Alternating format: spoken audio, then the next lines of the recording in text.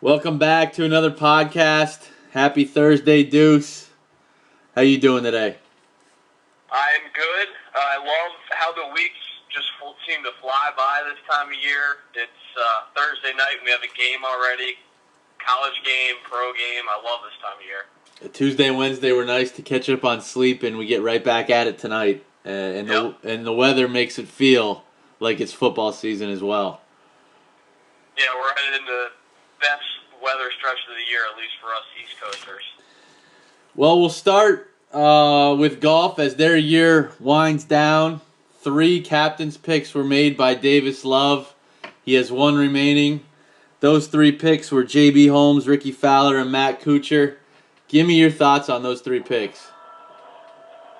He didn't really stray far away from what I thought he would do. I kind of thought that he might pick Berger now just to get it out of the way, or Justin Thomas, whichever one he liked. But he sort of played it safe. A lot of people are going to say it was kind of the same old stuff, but he was sort of held to this. Fowler was 11th in the standings. Holmes was 10th. Kuchar was 12th. I think Kuchar was the easy pick of these 3. He's one of the few on the U.S. team that has a great short game, and that's a strength. He's easy to pair with, especially when he gets his ball striking going. He's just one of those steady guys that you sort of have to have a couple of. Fowler, hasn't played well, but kind of have to have him on the team too. A lot of the guys wanted him on the team, and he's still pretty young where he's going to be on the next 5 or 6 teams, so thought that was a cinch. J.B. Holmes is probably the one that surprises people. Davis Love kind of explained the pick by saying he's steady and consistent, which couldn't be more false. He's literally the opposite of steady and consistent. But I can't knock the pick too much. I think his power off the tee is going to be a big, big asset at Hazeltine. That place is going to play very long. He's a terrible putter, and his iron game has been very weak this year. He's popped up a couple times. He has a couple second-place finishes. He had a very good Ryder Cup in 2008, so we'll see. But he's kind of a wild card. It could be a disaster. It could be a really big success, so we'll see. Davis Love will make his final pick in about a week. Who do you think is vying for that last spot? There's probably 8 guys that could take that last spot if they win the Tour Championship. Someone like Kevin Na, he wins the Tour Championship. How can you say no, right? He's 14th in the standings, and then he wins the Tour Championship. I'm not sure how you leave him off the team. I think if none of them win the Tour Championship, it's down to 3 guys. Bubba, obviously, is the name everyone thinks is going to make it. 7th in the world. I kind of think the press conference Davis Love gave, I think he gave himself an out by some of the explanations he gave. He does not like Bubba's team chemistry. He didn't say it exactly, but he said it in so many words. I think you're going to see Bubba get left out unless he has some sort of top 3 finish at the Tour Championship, which is obviously possible. But, it's tough to pair. He doesn't have a good short game. Mentally, he's not very good, so I think you'll see him get left off, and I think whoever finishes better between Daniel Berger and Justin Thomas will get the pick. Justin Thomas a little further down the rankings. I think they're looking for an excuse to get him on the team, though. So if he can somehow outplay Berger that 1 week in Atlanta, I think he'll get the pick. Do you think by picking J.B. Holmes that allowed him to leave Bubba's length off the team? Yes, I think that was the pick. Basically, they are similar players. Bubba's obviously a better player, but both of their assets are length off the tee. They're similarly dominant with the length off the tee, and they both struggle almost everywhere else. So, totally agree. I think that pick kind of signaled to Bubba that he might not make it. If you were in Davis Love's shoes, who are you taking? I go Daniel Berger. I've been on his bandwagon the whole year. If you look at his stats, he's good across the board. He's kind of got that cocky, I don't give an F attitude, which I love for the Ryder Cup. I think he didn't get a pick early on just because of the young guns. He is sort of the outsider when it comes to the friendships. You know, he didn't go on spring break. He doesn't play the money games with Fowler and Phil. I think that's the reason why he is being left out to this point. Do you think Thomas or Berger, either one of them will help the U.S. team more than the other because of the way the course will set up in their game? No, they both have very similar games. Both are sneaky long off the tee, Thomas especially, but Berger's no slouch inside the top 35 in driving distance. Berger is much better with the irons than Thomas is, and he's a much better putter. So if you're going to go the putting route, I think Berger is the play. On the flip side, Thomas is friends with more people on the team. He probably makes better pairings from a chemistry standpoint, so it kind of depends which route Love wants to go. Do you think Furyk is not under consideration any longer? I'm not sure how he can be, unless all of these guys just tank. But there's just so many guys that have a chance. Even someone who I would love to see on the team, Jason Dumpner, kind of just steady Eddie. He's 3-1 in Ryder Cup. He'll ball strike the death out of you in match play. There's just guys like that, Kevin Na, Scott Piercy. They're all going to be playing the Tour Championship while Jim Furyk's sitting at home. I'm not sure how you leave all of those guys off who made it this far and take Furyk. Anything seems possible in the world today. Is there higher than a 1% chance that last captain's pick is Eldrick Tiger Woods? I mean, if it is, I'm not sure if you're a golf fan how you can not be excited. I don't care if he loses every match 9-8. You're going to watch, right? Unbelievable. That would cause a lot of drama.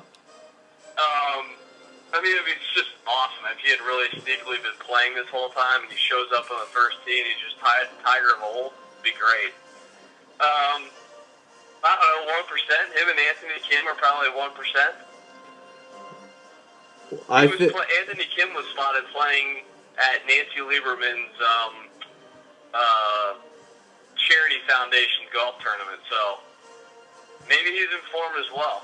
There's a small part of me that hopes one of the guys gets hurt and Davis Love has two mystery partners show up and it's Kim and Woods on the first tee. If you're a European and they show up, there's got to be a little part of you that's like, holy shit. You just might as well turn around and go drink your Guinness in the bar. Right, exactly. Those two guys' attitudes are exactly what the U.S. has lacked the past 3 Ryder Cups. I know Tiger was on some of those teams, but Kim is the type of guy that you want on a U.S. Ryder Cup team. 100%. And I think it showed in 2008 when Sergio was almost unbeatable. He just walks that first tee and I don't give an F attitude and just wanted to stick the knife in the guy. We go to East Lake next week for the Tour Championship. Just give us a quick look ahead. We'll get into it a little deeper next week. Yeah, it's same course they always play. Long, got to keep your ball in the fairway. The rough apparently is up this year. Spieth has made that his own little personal playground the last 3 years. Him and Justin Rose have very good records there. It's kind of a motivation thing. Who is there that really wants to win the $10 or $12 million, whatever it is now, and who is there just priming their game for the Ryder Cup? I think that'll be interesting to watch. But early pick, I'm going to go with Spieth to finally find his game late in the year. We'll get into it a little deeper, but we shift gears to college football. 2-1 official picks last weekend. That Alabama-Western Kentucky game really swung the momentum for us. Unfortunately, the Titans gave it right back. But Alabama given 28.5, up 38-3, running out the clock and fumble on their own 15. Western Kentucky scores with 15 seconds left to get the back door and give us a winning day and a winning weekend. Hopefully it carries over to this weekend. Last weekend turned out to be pretty good, despite the lack of ranked teams versus ranked teams. Your overall thoughts on last weekend? Well, I missed a lot of the earlier games just because of that. I thought it was going to be a snoozer, so I went out and headed out to the golf course.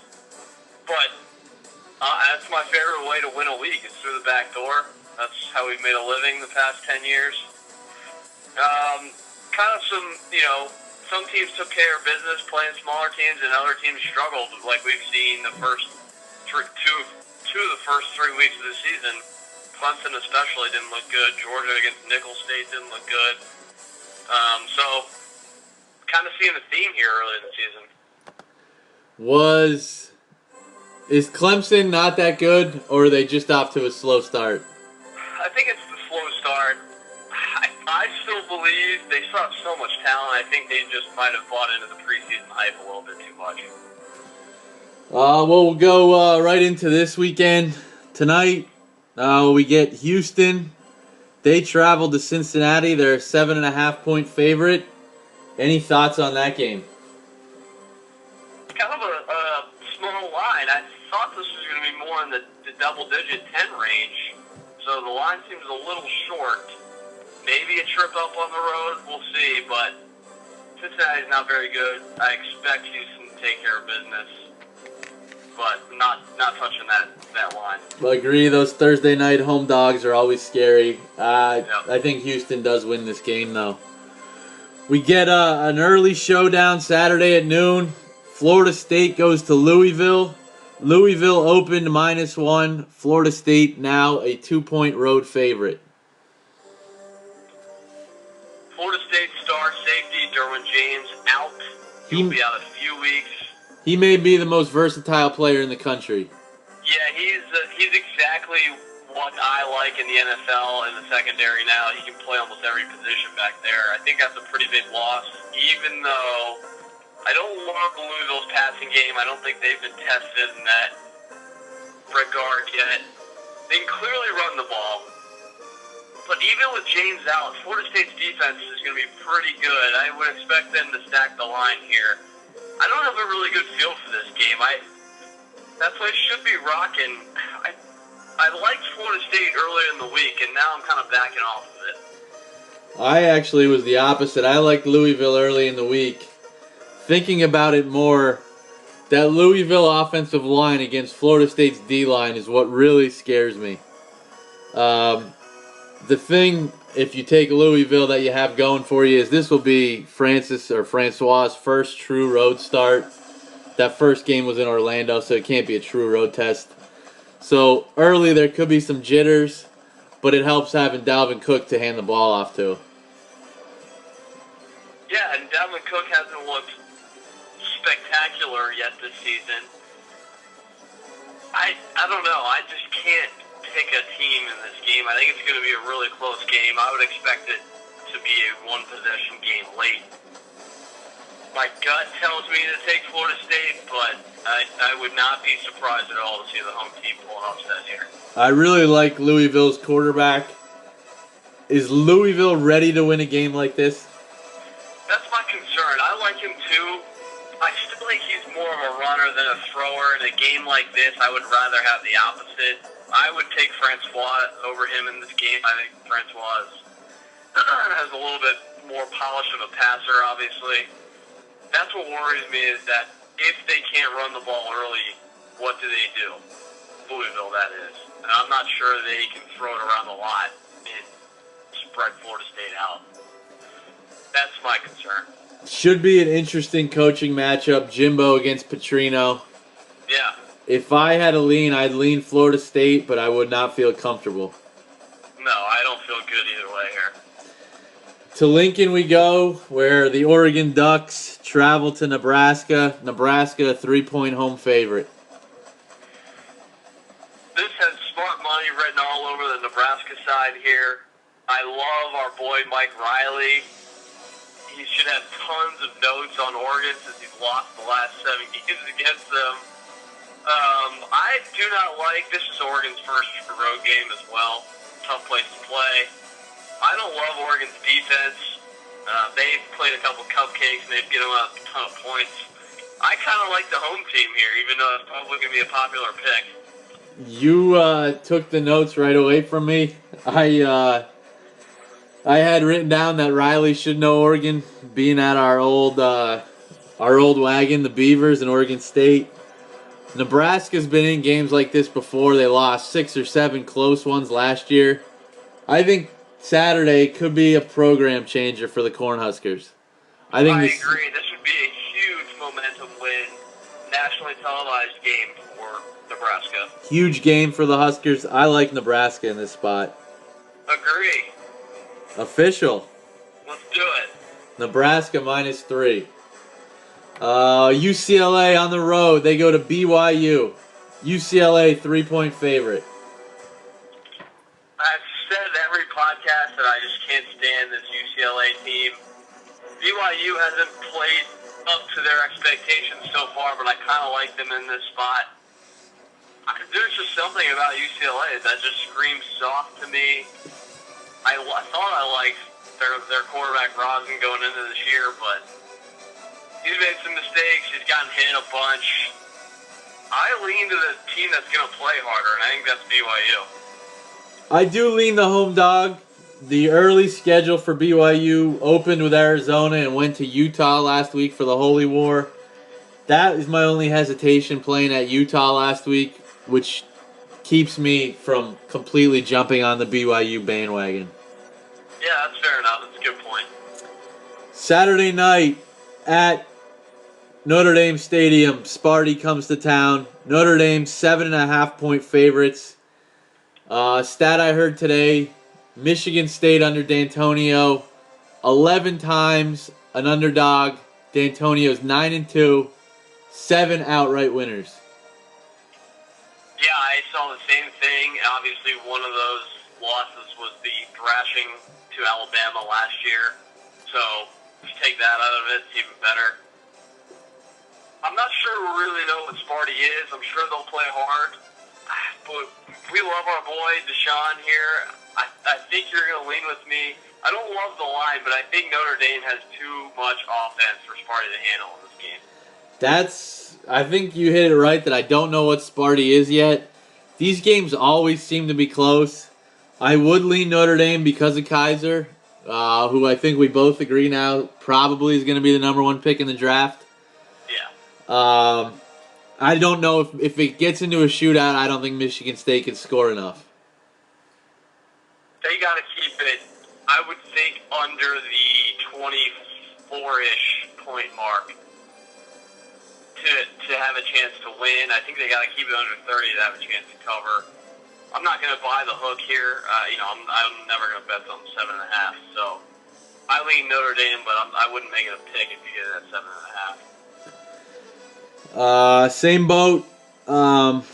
We go down south to Auburn. They host ranked Texas A&M.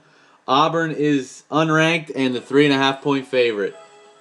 All you need to tell me right there is Joe Public would think that the other team is ranked, but it's the opposite. I like the home team here. I'm a seller on Texas A&M. I think we both agree there. This game I think has huge implications for both coaches. This could go a long way in who's fired first. It seems that Malzahn has finally settled in on a quarterback. I also like Auburn in this spot.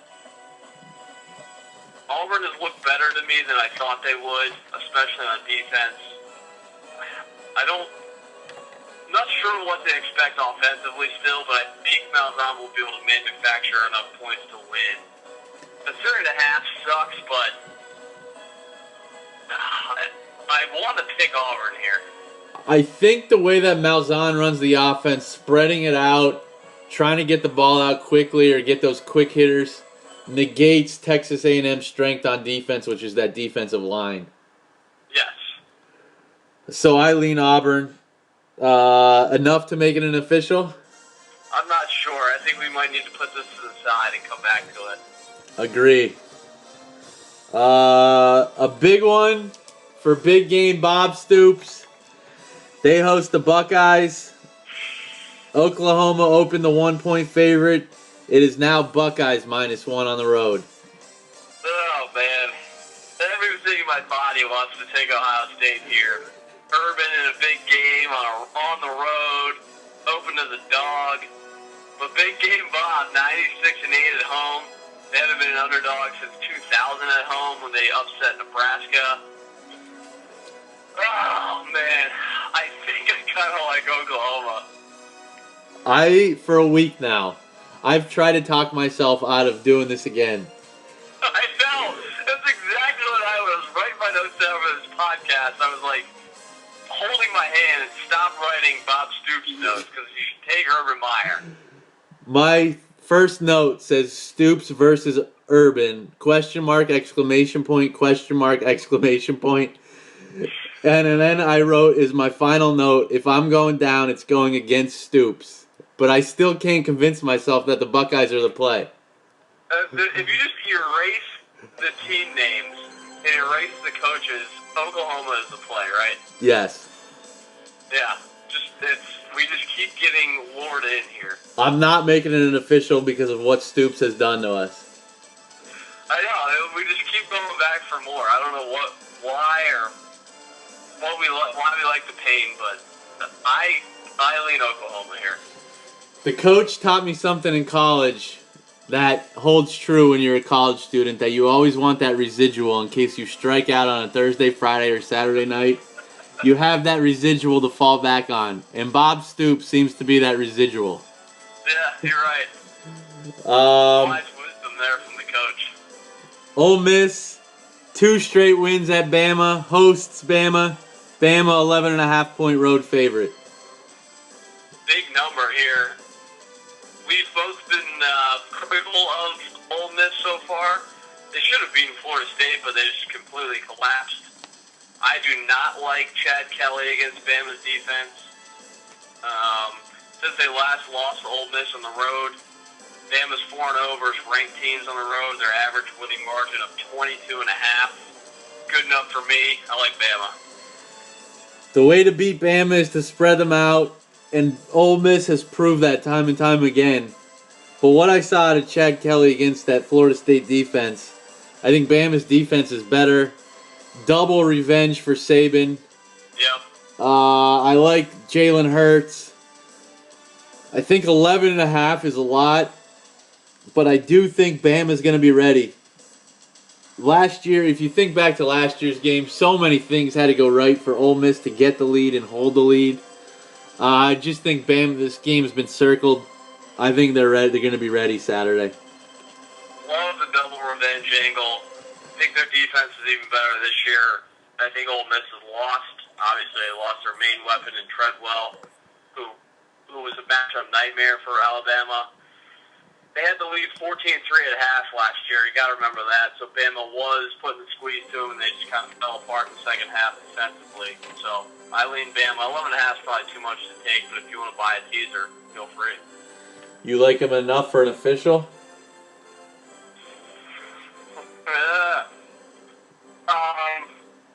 I think they win by 14, so yeah. Let's put it to the side.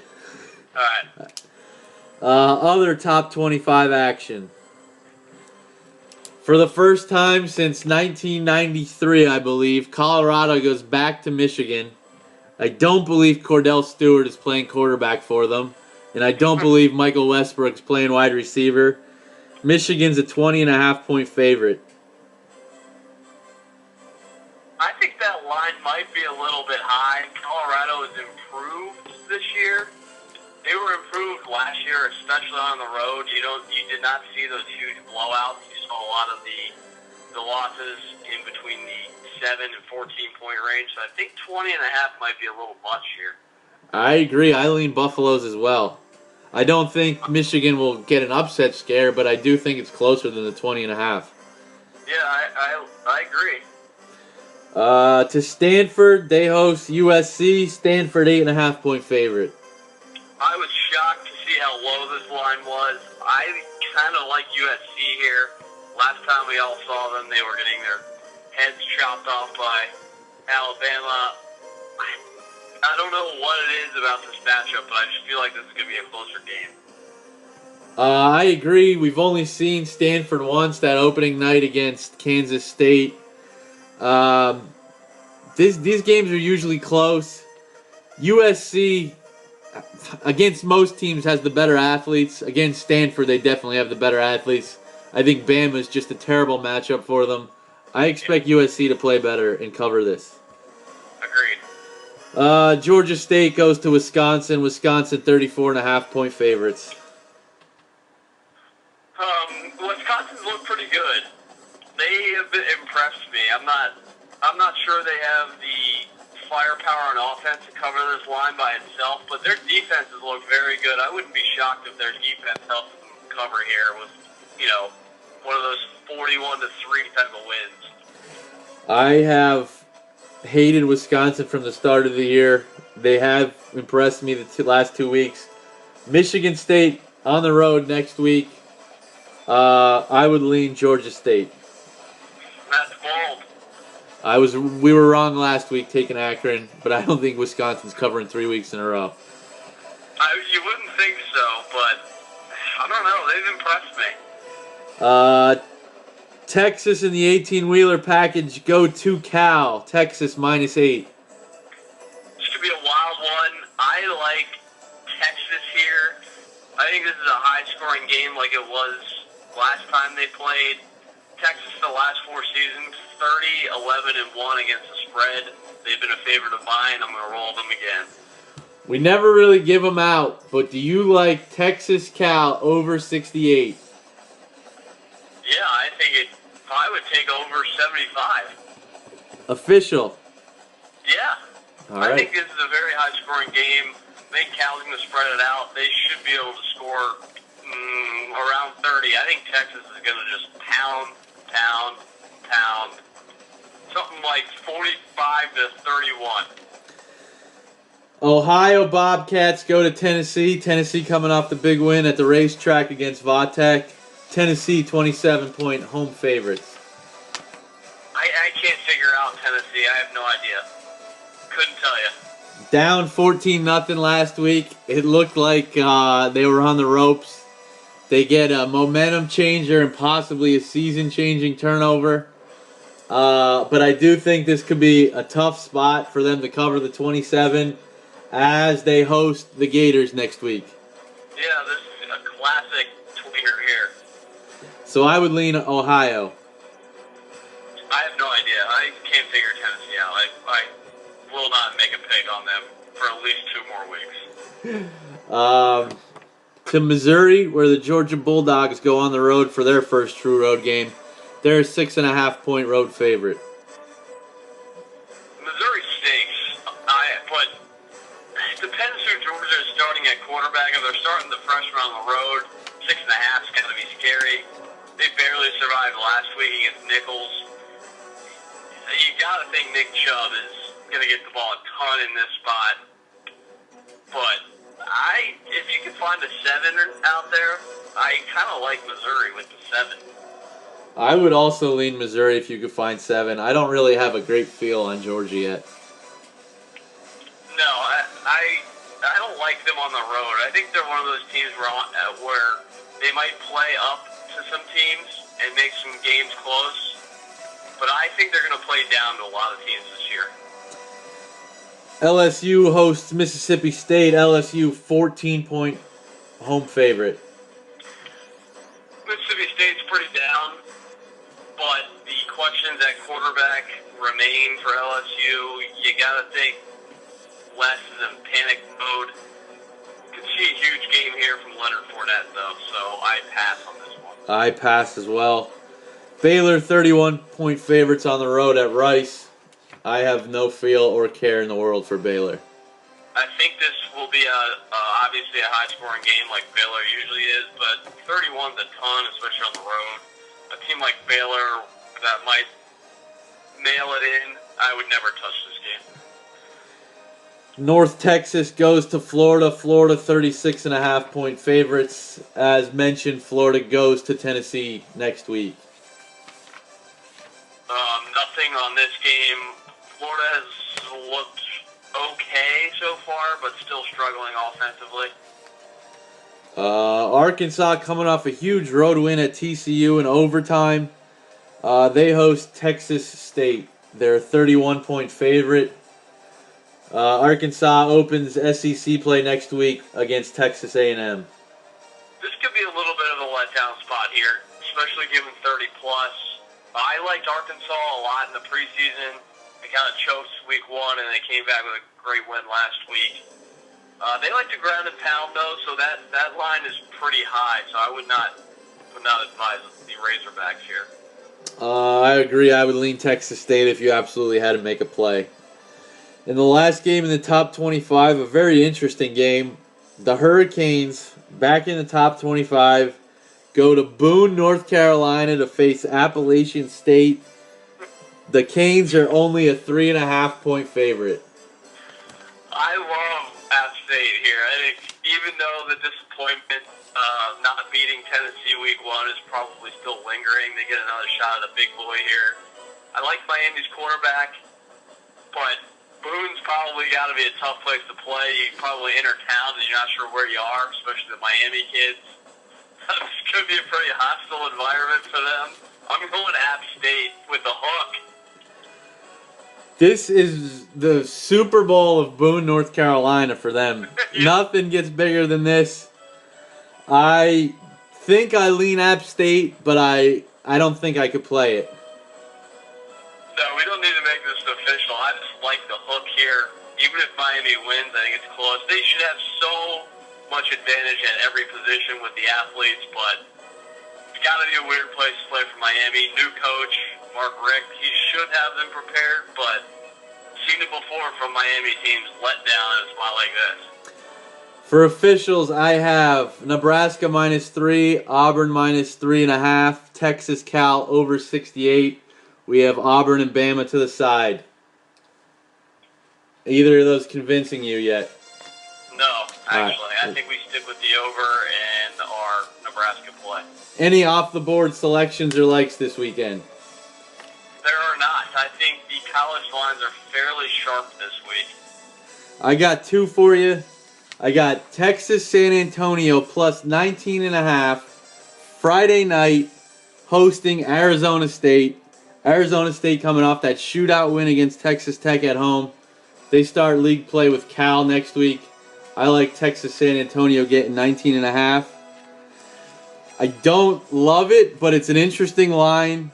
San Jose State only plus 13 against Utah. Utah played BYU last week in the Holy War. They get USC next Friday. And money, 89% of the money's on Utah. Oh. Small fletch here. I like that one. So those were the two off the radar for me. But the officials again, Nebraska -3, Auburn -3.5, and Texas Cal over 68. 2-1 last week. We go to the big boys where we were 1-1. Your thoughts on the first weekend of the NFL?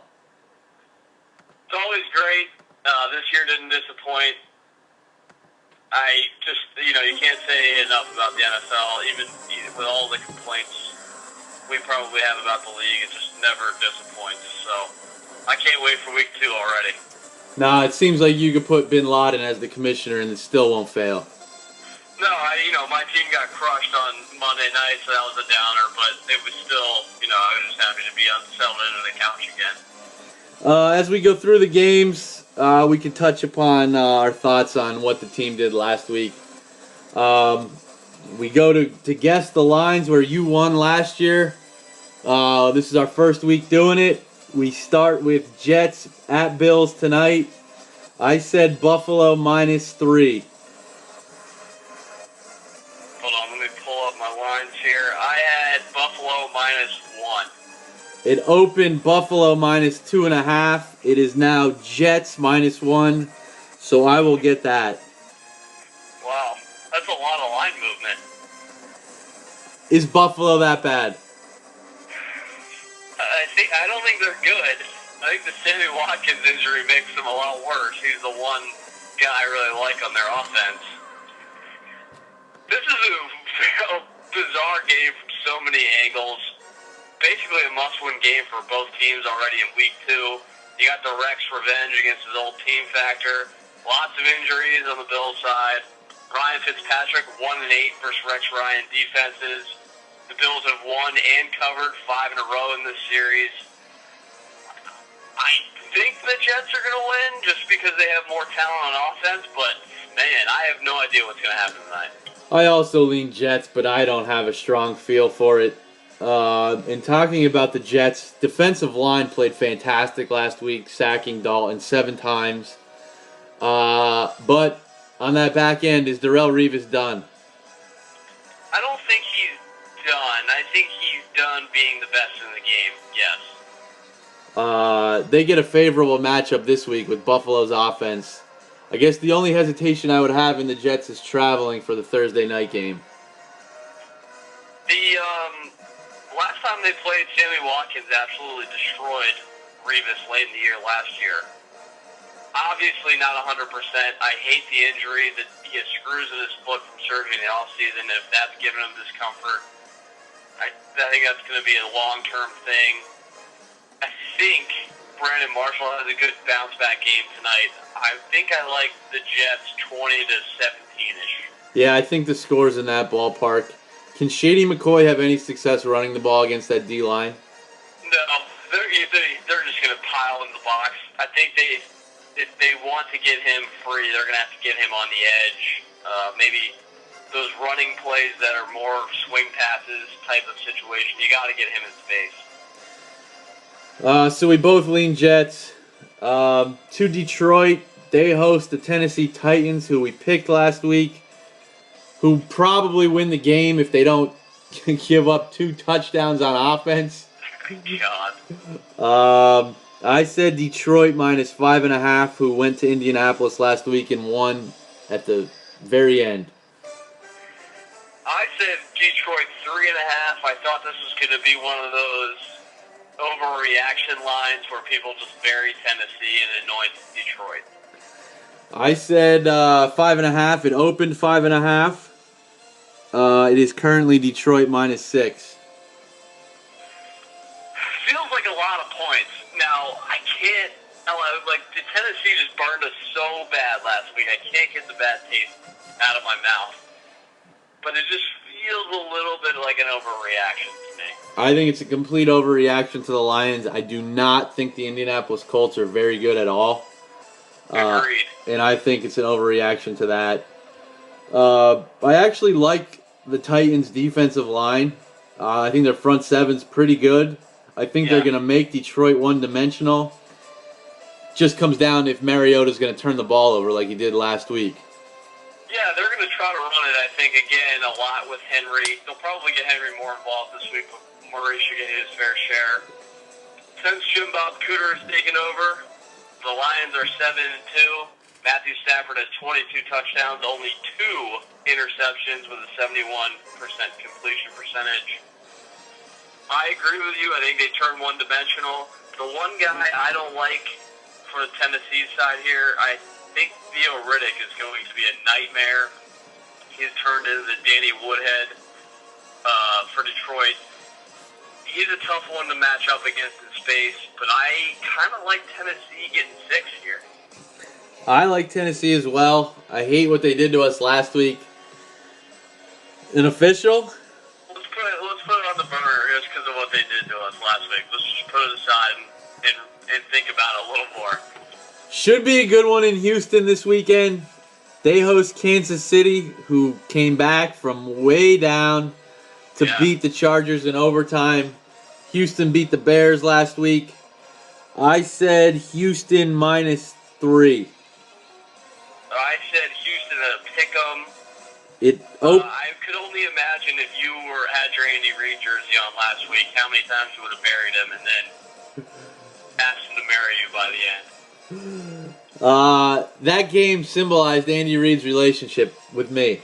Yeah, perfectly. This opened as a pick, so you get this one. It is now Houston minus 3. I am very surprised at how much this line has moved that way.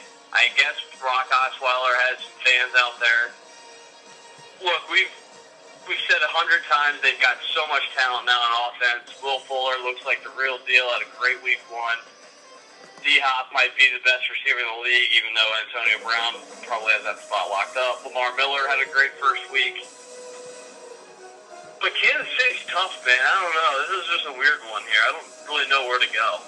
I hate Brock Osweiler. I've made that pretty clear in the last 2 podcasts. but I like the Houston Texans in this spot. I love their offensive weapons. I didn't realize how explosive they could be until they were on the field last week. I think this is a tough spot for the Chiefs after that comeback overtime win against the Chargers. I like Houston in this spot. I cannot agree. I maybe it's just Andy Reid. I can't go against the guy. He's usually pretty good as an underdog. I agree with you. This is a tough spot. I hate Houston's secondary. I think Travis Kelce should be able to have a big game. Jeremy Maclin should have a good game. I worry about them, though, getting down early, not being able to run the ball. They proved us wrong last week that they can win from behind, but I'm not sure they can do that 2 weeks in a row. I don't feel good about either side here. To New England, where Jimmy Garoppolo shocked the world and beat Arizona on the road last week. They host the Dolphins, who should have beat Seattle last week in Seattle. I said New England -8. I don't know what I was thinking. I had New England 6.5. Opened New England 5. Currently New England 6.5. You get it, which ties the week up at 2. Just a note, I have one more note on that last game. Marcus Peters versus DeAndre Hopkins should be an unbelievable matchup. Yes. If people Correct. like watching those sorts of things. On to this game, I was really impressed with Miami last week, especially on defense. I know they spent a ton of money on Sue, but man, that guy just destroys offensive lines. Do we have any update on Gronk? What's that? Do we have any update on Gronkowski? I believe there is no update, which is a bad thing. I don't think he practiced today, so I don't think he's going to play. To me, when the news came out that he didn't even travel, to me it made it seem like it's worse than people imagine. Yes, their beat reporter was on SportsCenter this morning. He made it seem like it's a 3 or 4 week injury, which means it would be about when Brady returns, when Gronk returns. I actually don't like this spot, even though they're at home for New England, coming off that huge win. Jimmy G's heard how good-looking and how good he is, and how he's going to take over the team next year. They're going to cut Brady, and Brady's going to be the quarterback for the Cowboys.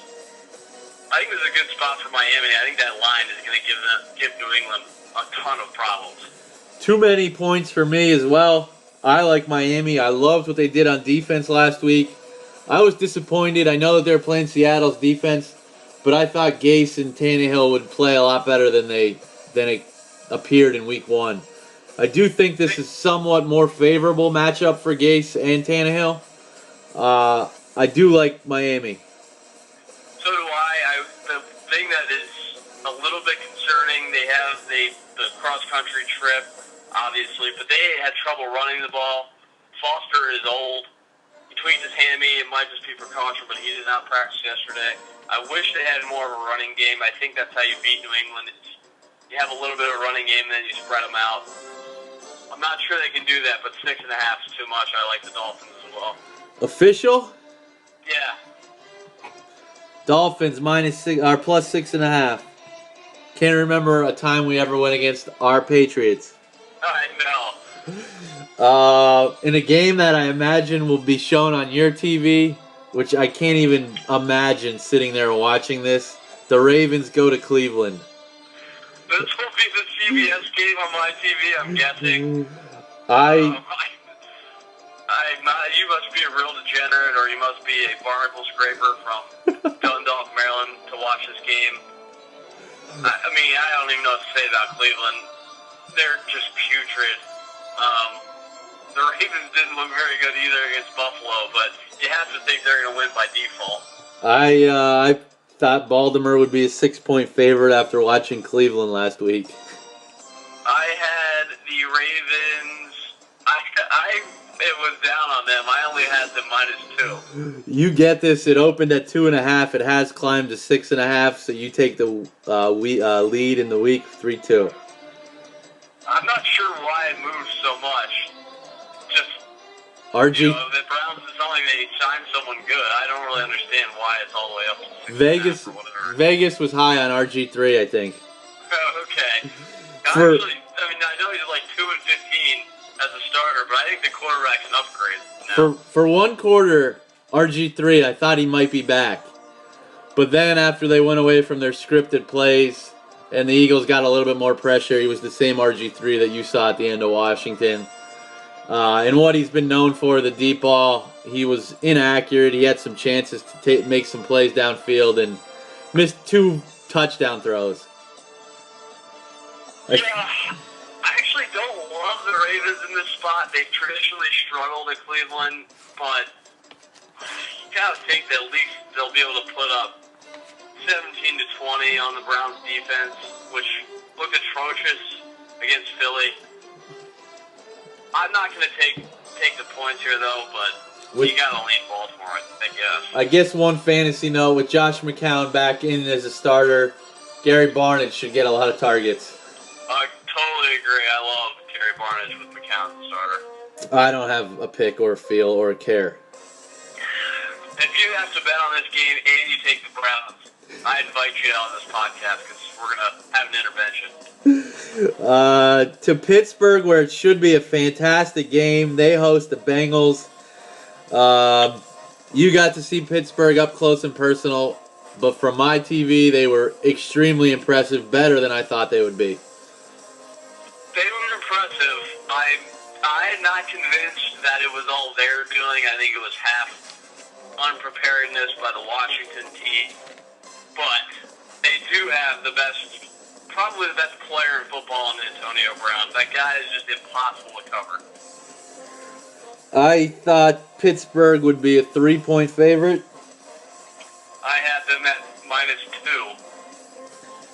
-2. It opened 3.5. It is now Pittsburgh 3. I get this to tie the week back up. I think the 3 is the right line. I was impressed with Andy Dalton on the road at the Jets last week. I thought he looked really good. Some of the injuries for Cincinnati, I think, are going to hurt them in this game. Tyler Eifert is not going to play. Montez Burfict still suspended. I think those are 2 pretty big injuries. I lean Pittsburgh here just because they're at home and because their road trip was short this week. I lean Pittsburgh, but I don't love it. Yeah, I'm in the same boat as you. I do think that A.J. Green can make some plays down the field, but based on what Pittsburgh did Monday night, they kind of give you everything in front of them, and make you dink and dunk your way down the field. And without Eifert, I don't know if Cincinnati can do it. I think Cincinnati is going to really have to be successful on the ground if they're going to win this game. I think Bernard or Hill is going to have a big game if they want to win. And I'm not sure you can do that against Pittsburgh at home. I agree with you, though. I think A.J. Green can have another huge game. I think the Steelers find a way to win this game at home, but I don't love it. Yeah, I agree. To the other team that played Monday night, in another NFC East game for them, the Hearts host Dallas. Your thoughts on what you saw to the Hearts Monday night? I thought Cousins looked nervous, anxious, whatever you want to call it. He missed a lot of open throws. A lot of the throws were low. Defensively, just kind of the same old stuff. You know, everyone killed Rashad Breeland this week, but you know, on that 4th and 1, he did make the mistake of letting Brown get outside of him. You just can't do that on 4th and 1. You got to push him inside. But he was in position to make an interception. It went right through his hands. So that doesn't bother me as much as the run game. Letting Pittsburgh run all over you bothers me. Their defensive line did not hold up well. D'Angelo Williams punished them over and over again. Did not like seeing that offensively. I said at the beginning of the year they're going to struggle to run it. Matt Jones only got 8 carries, didn't do anything. They got no push in the run game. I think that's going to be a problem all year. I will say, if they give Cousins time, then he settles down. Their weapons are very good. Deshaun Jackson, he's so fast. Just give him the ball. This is a huge game. Whichever team goes 0-2, I think the stat is 0-2 teams only make the playoffs 12% of the time. So this is a must-win game, basically. I think it's more of a must-win for Washington, as they go to New York next week for the Giants, Yep. could be staring at a possible 0-3. Dallas goes back home to face Chicago. I agree with your assessment. Cousins did not look comfortable. He didn't look like anything like the Cousins of last year. Do think that there were throws to be made. They did have success moving it. It seemed like once they hit the Pittsburgh 35, he kind of panicked or just wasn't comfortable. Yep. Any regret trading Alfred Morris? Well, they didn't even trade him. They didn't want to pay him. He is not making a ton of money in Dallas. It was basically a situation where, they took 4 years from him, and that was kind of let's move on. Let's go with the younger guys. I think they do regret having him back there, though, especially at the discounted price. For 8 or 9 weeks every year, we come on this podcast and we say, why didn't Jason Garrett run the ball? And we've been 1 week into the year, and I think we could say that. Yeah. I would expect to see maybe 900 run plays from Dallas this week. With Ezekiel Elliott and Alfred Morris, there's no reason they shouldn't run the ball 45 to 50 times. I don't care if there's 15 Redskins in the box. They should still run it. The other shocking thing was not only the fact that Prescott's a rookie and you ask him to throw it 44 times. That's mind-boggling. Romo has only thrown it 44 or more times, 3 times in his career. The fact that they only targeted Des Bryant 5 times. Yeah, you would think with no weapon really opposite of Dez, they would just feed him kind of like the Pittsburgh Steelers feed Antonio Brown, the Giants feed Odell Beckham, but it's weird. If you look at Dez's targets, he does not get targeted like the other top receivers. I don't know what the deal is there. It's bizarre. And I don't think the Giants secondary scares anybody. Not at all. And I actually like the Redskins secondary in this matchup. I think Breeland, who's had success against Dez in the past, I like the Josh Norman, Breeland, and Hall matchup against basically just Dez. I know what the defensive coordinator and Gruden and Norman have said. Give me your opinion on what transpired Monday night with Josh Norman staying on one side of the field. I mean, there's plenty of corners all over the league that do it. Richard Sherman being one of them. I'm not sure why this became such a story. I think it's probably because Norman's trash talk, but I mean, it's very common. You're not going to just switch game plans in the middle of the game just because one guy's having success. I think if they were going to go back and do things over, they would give Breeland more help. I think that was the plan, was basically Norman's going to take away an entire side of the field, put D'Angelo Hall over the top of Breeland, and you kind of have help there with Antonio Brown. The problem is Pittsburgh started running the ball so well that Hall had to get in the box more. I think that was more the issue than the one side of the field thing. I said the Hearts 3.5. I said the exact same thing. It opened 3.5. We tie this one. It is now Hearts 2.5. Yeah, I don't like where that line's going. I lean Washington here. I think their biggest strength is throwing the ball. Dallas doesn't have a pass rush. Dallas' secondary isn't very good. I think they'll be able to score more. But I think Dallas is going to control the clock. I think this will be a very similar game to what Dallas just played, actually, where they control the clock but lose at the end. I think the key to this game is first down for both teams. Whoever could stay ahead of the chains. Because if Cousins is in second and third and manageable, I like that matchup for him. But if he's in second and third and long, then I think he'll struggle. And the same goes with Prescott. I lean Dallas with the points, but I'm not confident in Jason Garrett. No, I actually don't feel good about either side here. Especially because it's my own team playing. To another NFC East team. Giants host the Saints.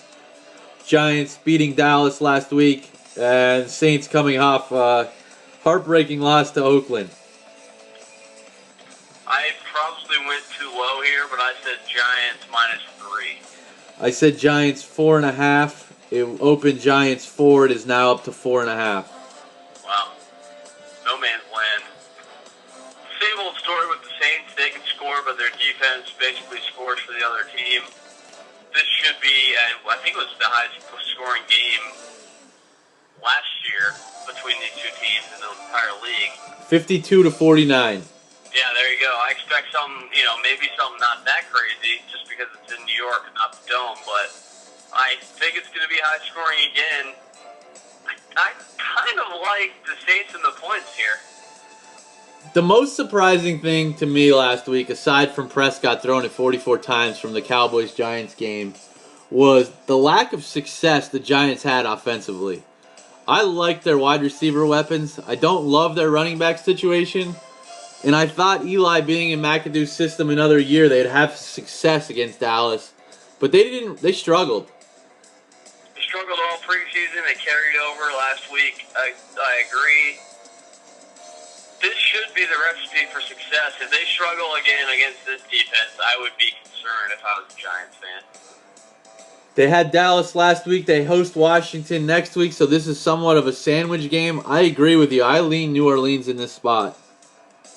This seems like one of those games that you expect the Giants to play well and win, and maybe they win by a field goal or lose, and you go just scratch your head and wonder how they lost. Yeah, Eli seems to have one of those games every year, and this looks like a prime candidate. And I like that this is in no man's land, actually. I usually hate the no man's land lines, but I think it gives us a little cushion. I am not ready to make it an official, but I'll put it to the side if you are an official. Right. Yeah, that's good. To Carolina, they're coming off that Thursday night loss. They host the 49ers.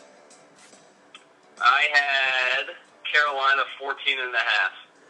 I had Carolina 13.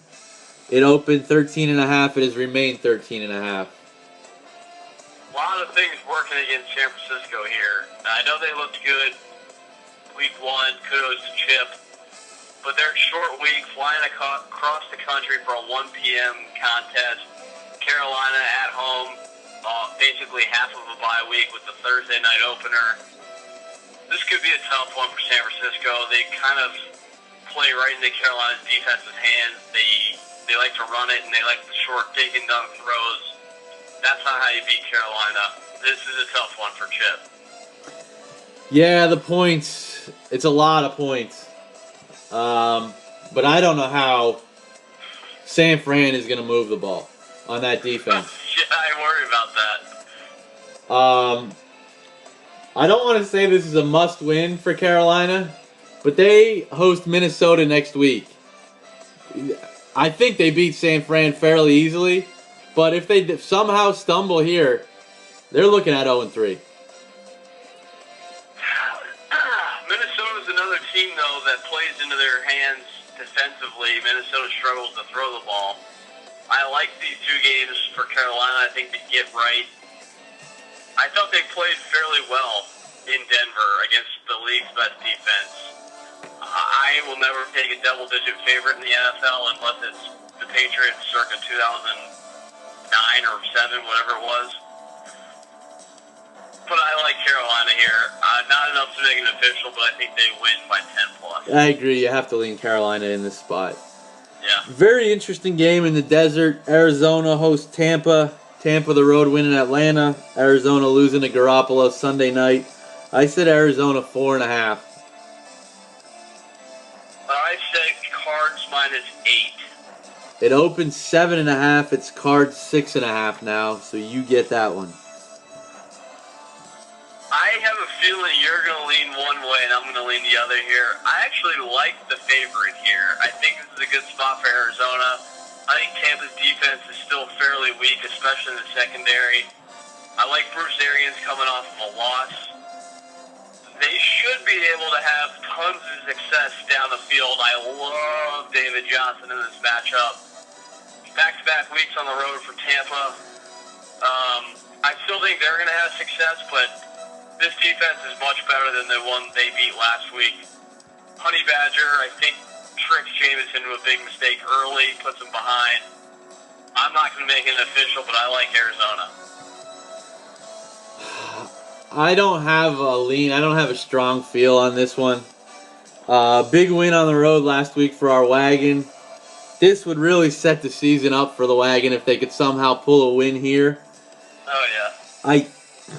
I hate Carson Palmer, always have. That keeps me from leaning Arizona with the big number. I agree that David Johnson could have a big game. But I don't love their wide receivers in Arizona as much as I did last year. Yeah, John Brown's still nursing an injury. I always think Michael Floyd's going to be better than he is, but he just never seems to take that next step. Fitzgerald just keeps ticking, but I agree, they're not as good as I think people thought they were going to be. Still, they like to push it down the field, and I like that against Tampa's secondary. Yeah, I think this is a pretty good matchup for Arizona's defensively. It will be interesting to see Jameis against that defense.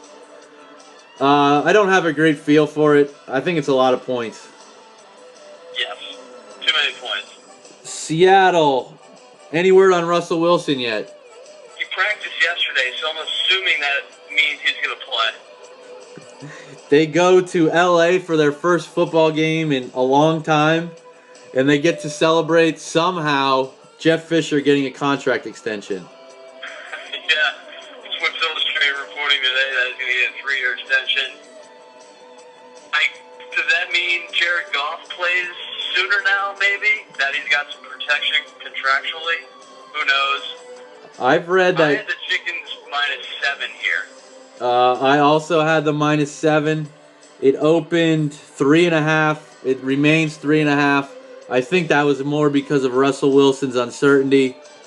So I think this will jump once Wilson is declared active, or the starter. The Rams have traditionally played Seattle very tough the past few years. They've upset them a couple times. Maybe that is built in line. I'm sure Vegas is much more level-headed. They had to be stunned a little bit with how bad the Rams were, but they're not going to overreact like everybody else does. So I'm sure that is also playing in the line. But I don't know how the Rams score. I really don't see how they score. Yeah, against the Seahawks, Fisher always seems to throw the kitchen sink at Seattle. Fake punts in their own end zone. But whether it's Case Keenum or Goff, I don't know how they have success against Seattle. Here's one for you. What if it's Sean Mannion, our boy from the Beeve? I actually like him a little bit. I think he could play. I like him more than I like Goff. I read this week that Goff cannot figure out the verbiage of the offense. He has no idea what he's doing in the huddle. He's never been in a huddle, and he's never had to call a play before. So, to me, if I'm the offensive coordinator and I have this number one rookie quarterback, wouldn't you change the verbiage or at least simplify it? Yeah, you'd think you go to more of a college system. Yeah, it makes no sense to me. I love college football, but I hate what it's doing to the program. It's destroying quarterbacks. Yes, it is. I don't know what to do here. Seattle seems too obvious. Thomas Rawls is getting the start. He did not start last week. He's getting the nod this week over Christian Michael. I don't know. This line is just too weird. It smells. Yeah, I don't have a play. I don't really know. I don't know what to expect. I don't know how healthy Russell Wilson is going to be. I would think Seattle's going to play better, and I would think the Rams are probably going to try and pull out all the stops in their opener. I almost think if the opener being in LA hurts them, Seattle players are going to want to put on a show too. They're going back to Sneaky Pete's old playground. Man, if it stays at 3 or 3.5, then I gotta like Seattle. Yeah, I have a feeling it'll jump probably to 6.5. Then I don't want any part of it. But if it stays down there, you gotta take Seattle just for fun. To Denver, they host the Indianapolis Colts. I said Denver 4. I said Denver 7.5. It opened Denver 4. It's up to 6. Wow, good guess by you there. I don't understand the respect for Indy. I don't get it. I do not like Trevor Siemian after what I saw last week, but I like Indianapolis' offensive line even less. If you take the quarterback position out of it, is there a worse roster than Indianapolis's? I was just going to ask you, if you take the quarterback away, who's got a better roster, the Browns or the Colts? I was going to say, I'm assuming it's Cleveland. I think there's more talent on Cleveland by a lot, actually. On paper, Denver should win this by at least 10. But there's 1 or 2 games every year where Andy Luck wins a game he shouldn't. Yeah, he's clearly the better quarterback here, and that in the NFL means a lot. The Colts have played Denver well in the past. Obviously, their rosters have been different, but I think back a couple of years ago, the Colts defense stepped up. I hate that Vontae Davis is still out. Demaryius Thomas, though, dealing with a hip issue, did not look good in practice from what I've read. He's going to try to play, but he might not. I love C.J. Anderson in this game. He's going to be like a little bowling ball out there. Man, I really don't know how Indianapolis puts up enough points against that defense to win, but the points are keeping me away from taking Denver. I lean Denver just based on talent and what I saw last week, but I don't feel confident in it. No, and they get a lot of rest, and they had plenty of time to prepare, which is another positive in their column. To Oakland, our former wagon, rolling the dice last week. I absolutely loved what Jack Del Rio did in week 1, going for 2. Big set of cojones there. I think that sets the tone for the year, whether they made it or not. Obviously, more so that they made it. But just the fact that he's going to play aggressive, willing to roll the die with them. I think this team is going to play with confidence all year. Yeah, they get a favorable matchup here, too, against Atlanta. I think this is a good spot for our ex-wagon to get on a roll, like you said, get some confidence, and really be a player in the AFC. I guessed the Raiders minus 5.5. I said 4.5. It opened 6.5. It's now down to 4.5. You get that one. So that's a flush line then. It would appear to me that it is. Well, that's scary. I don't like to see that, especially the old 2-pointer there. Man, on paper, I really like the Raiders, but that line is speaking to me. I hate this Falcons squad. I know. I sent a text to you last week, and I'll pose it to you now. If you're Atlanta and or Detroit, do you trade your franchise quarterback? It appears that they've hit a wall, both teams. And by the time they can redo the roster, these quarterbacks are going to be closer to the end than their prime. I think Detroit probably would say no. I think they want to see a full year of Stafford under Cooter with no Calvin Johnson. There's been a bunch of stories this past week about how Calvin actually hurt that offense because they were too reliant on him. So I think they want to hold for a year. But I think Atlanta, they got to be getting close to that point. What is Ryan going on? 8 years, 9 years now? It's got to be close. Yeah, so, I know Julio is still young, but they got to be near the reset point. This has got to be the first time in a long time there's genuine excitement in Oakland. The Black Hole should be rocking. They might have the best roster top to bottom in the league. I want to like Oakland here. I like all the matchups, but I'm going to stay away now that I heard that line. Yeah, I think this is one that you keep your eye on what the line does. I think Oakland wins the game, but covering is another story right now for me. Yeah. To the other team who has talked about moving, the Chargers, they lose Keenan Allen for the year with a torn ACL, blow a big lead in Kansas City, and host the Jaguars, who looked pretty good at home against Green Bay in a loss. I had the Chargers giving 4. I had San Diego 3. It opened 2.5. It is now San Diego 3. Just for the record, it is now 6-5-3 me with 2 games left. This is a pretty big spot for the Jags, I think. A lot of expectations this year. They played Green Bay tough, but now they got to go across country. Man, I kind of like the Chargers. I don't love the Keenan Allen thing, but I think Danny Woodhead's in a good spot. I'm not sure if the Jags are ready for that next step, and this would be one of those games where they would have to take care of business. 0-2, I can't imagine how disappointing that would be with all those expectations. I think TJ Yeldon can have success here. I think this game comes down to Bortles and the mistakes. If he can be mistake-free, they probably win. If he does throw a pick or two, I think I like Phil Rivers to pull this one out in the end.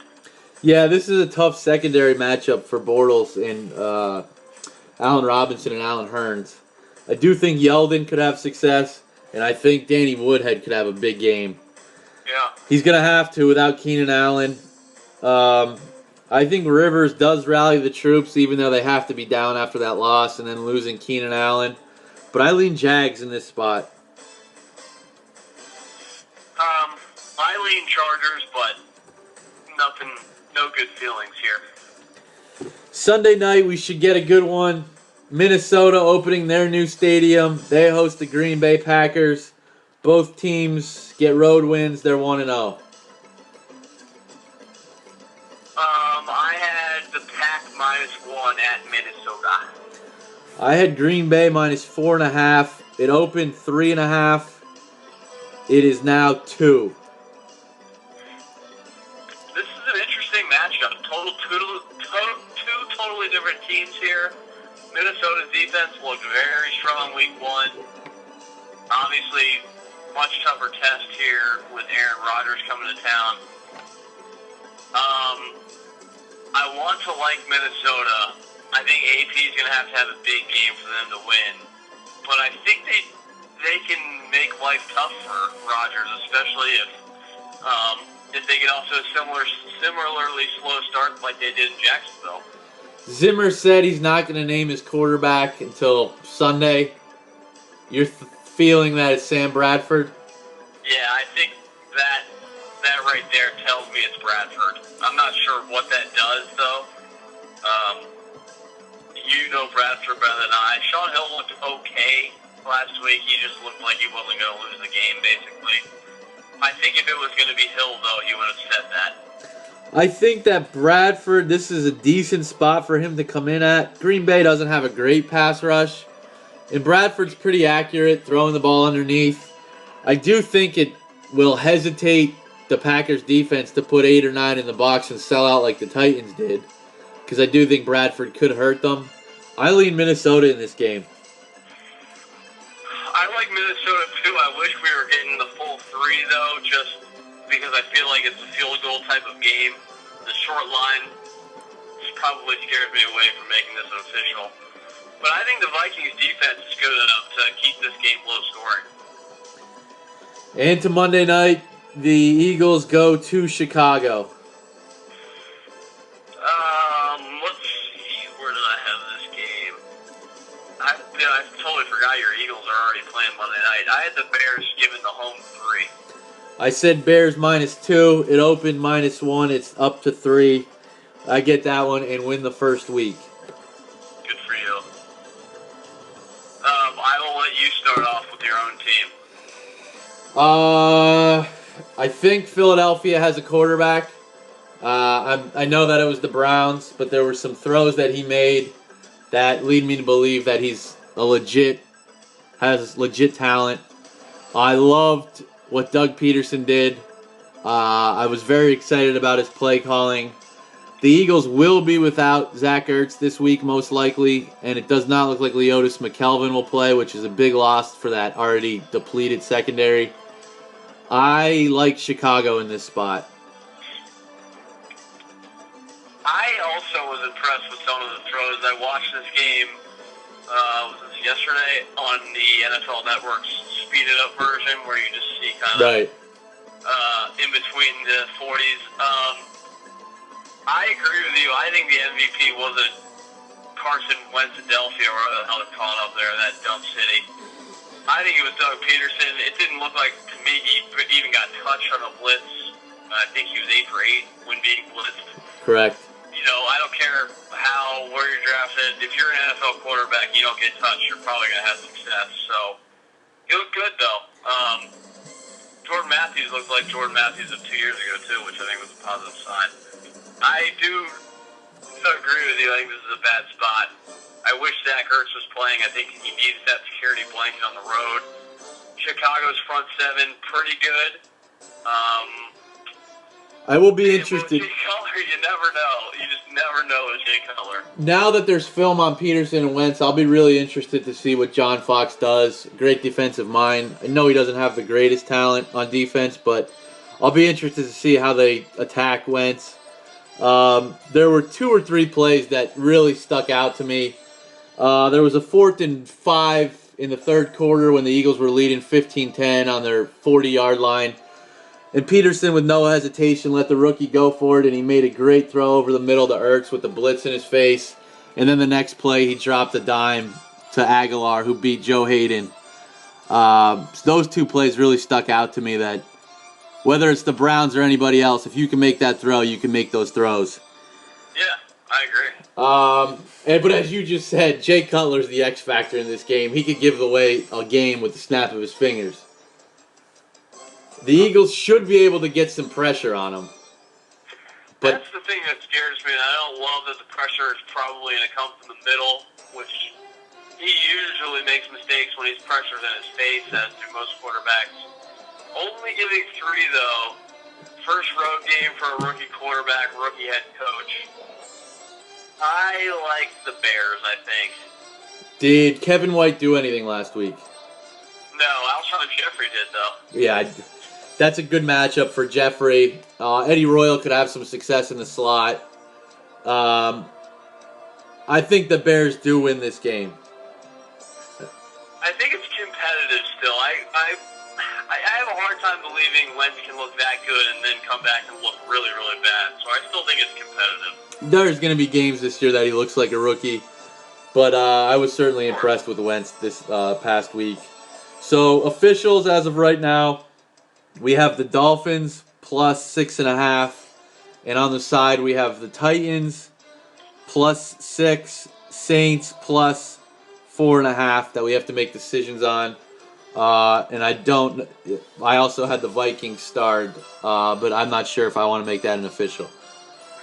I think I'm ready to definitely go with the Saints, and I'm pretty sure about the Titans too. So for week 3, we're 3-4 on the year. We have Fins plus 6.5. We have Titans plus 6. Saints plus 4.5. Texas Cal over 68. Nebraska minus 3 and Auburn minus 3.5. You okay with those? I like that we went favorites in college and all dogs in the NFL. I agree. I feel pretty good about our picks this week. I like them. Fantastic job by you today.